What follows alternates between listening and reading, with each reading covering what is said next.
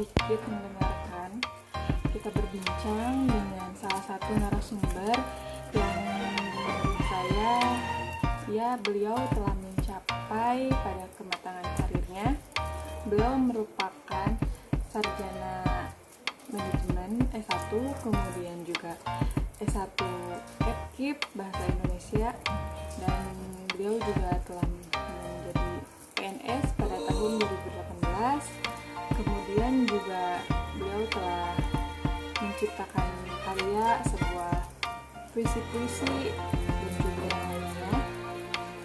Sebelumnya perkenalkan dulu, nama saya Kamila Pusposundari, NIM 18081191. Yuk kita simak videonya, semoga ada yang bermanfaat untuk kita gali dan kita terapkan di kehidupan kita untuk mencapai karir.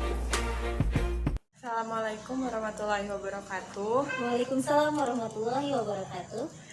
Silakan mulai perkenalkan diri dulu. Hai, saya Atin Aprilianti Nirahayu, PNS guru dari Kabupaten Pangandaran. Pada kesempatan kali ini kita akan sedikit ngobrol, berbicara mengenai kematangan karir. Bagaimana sih strategi awal ibu untuk mengembangkan karir ibu? Ya, strategi awalnya tentu saja kita harus mempersiapkan diri. Kita mau berkarir di bidang apa, itu yang harus kita persiapkan. Misalnya, latar belakang pendidikan saya yang pertama adalah S1 Manajemen. Awalnya, saya tenaga tata usaha di Kabupaten Tasikmalaya. Tapi karena akhirnya diberi jam ajar, mengembangkan lagi, kuliah lagi di Fakultas Keguruan dan Ilmu Pendidikan jurusan Bahasa dan Sastra Indonesia. Alhamdulillah, akhirnya berkat kuliah di sini, saya lulus PNS tahun 2018 di Kabupaten Pangandaran. Kemudian, apakah ibu bekerja secara mengorientasi atau sistematis? Tentu saja, karena namanya di sekolah harus sistematis. Terus, bagaimana sih proses pembelajaran? Apa saja yang sudah ibu lalui dalam mencapai karir sampai saat ini? Ya, membekali diri, misalnya ikut les komputer, ikut seminar, webinar, dan segala macam yang berkaitan dengan pekerjaan kita harus terus ditempuh supaya ilmu kita semakin bertambah. Nah, sekarang bagaimana strategi ibu untuk mengembangkan karir ibu untuk ke depan? Ya, jalani saja sebenarnya, tidak harus ada target khusus. Yang penting ketika ada kesempatan dan kita harus punya kemauan untuk mencapainya. Jadi tidak bisa ditargetkan lah. Yang penting ikhlas saja, jalani apa adanya. Pasti dalam proses untuk mencapai karir ini pasti akan ada konflik ya. Kemudian apa sih bisa disebutkan seberapa sering ibu mengalami konflik dalam proses ini, kemudian bagaimana cara mengatasinya? Yang namanya konflik dalam setiap pekerjaan juga pasti ada, kembali kepada dirinya masing-masing, karena biasanya yang sering terjadi adalah konflik batin. Tapi kalau kita ikhlas, apapun konflik pasti bisa diatasi, insya Allah.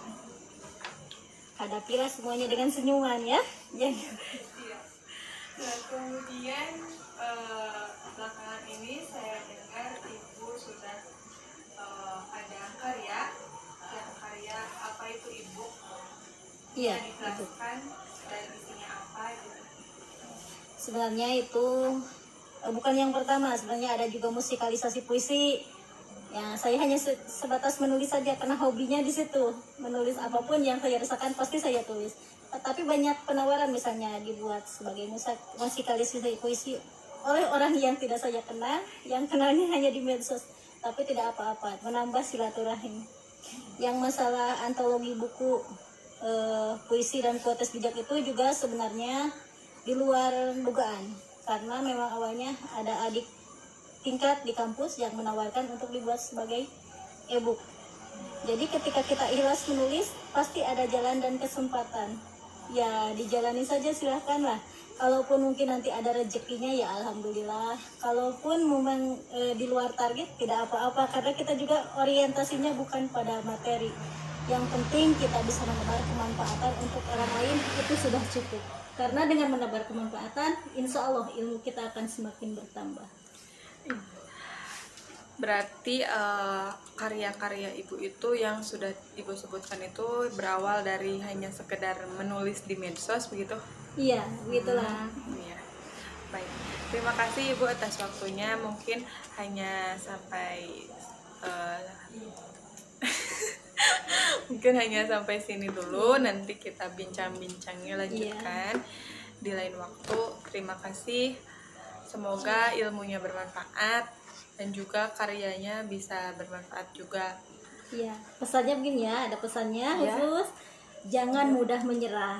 Karena kita tidak tahu masa depan kita akan seperti apa. Jadi ketika kita tidak berhasil di satu titik, mungkin memang jalan kita bukan di sana. Kalau sudah mencoba berkali-kali tapi masih gagal, silakan cari jalan yang lain. Karena pintu pertolongan Allah itu sangat banyak dan terbuka. Jadi tinggal kita pintar-pintar memilih mana yang akan kita tempuh. Itu saja ya. Iya. Bangkit dari kegagalan, sukses di depan kita. Yuk, assalamualaikum. Ya, waalaikumsalam. Makasih. Teman-teman setelah mendengarkan perbincangan kami, seru kan, dan tentunya banyak sekali ilmu dan pelajaran yang bisa kita dapat. Semoga beliau bisa menginspirasi kita semua dan bisa menjadikan motivasi untuk kita untuk mencapai karir kita dan tidak patah semangat ketika mendapatkan kegagalan. Terima kasih yang sudah nonton. Assalamualaikum.